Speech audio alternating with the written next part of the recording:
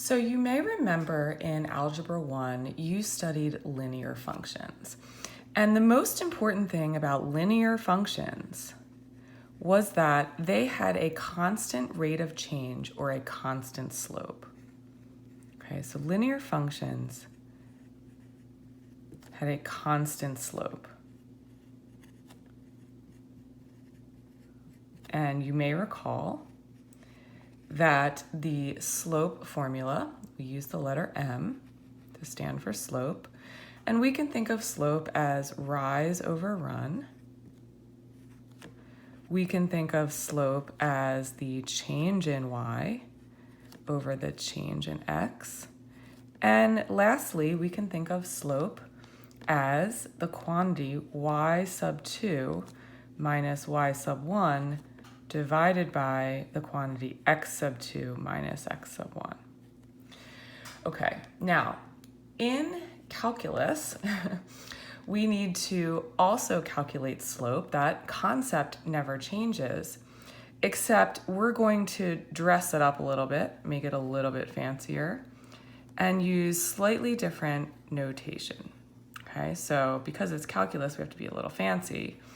We're going to call this the x-axis. And instead of the y-axis, or y, we're going to use f of x. Remember, that's sort of like the fancy way to talk about y. And if I have a linear function, I'm going to attempt to draw a straight line here. Okay, that looks pretty good, hopefully. Our 2 points are going to be labeled a little bit differently than we're used to. So the first point, I'm going to label point A. And A just stands for a random number. And the y value, therefore, is going to be f of A. Okay, so remember what this means, right? This means A is one of my inputs. Now, the next point is going to be the point B, and therefore, the y value associated with that would be f of B. Okay, so just slightly different.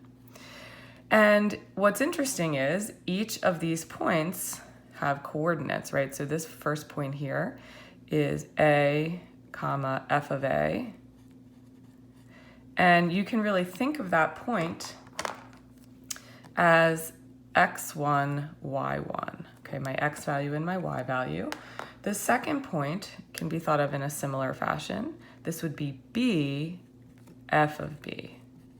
Okay, and you can also think of this point as x2, y2. So what's interesting is, if you have a straight line, you can find the slope of the straight line using these particular points that we've labeled. So here in calculus, right, instead of y2 minus y1 over x2 minus x1, we are using the same concept, but just slightly different notation. So in this case, y2 is actually f of b. So this is going to be f of b minus y1 is f of a.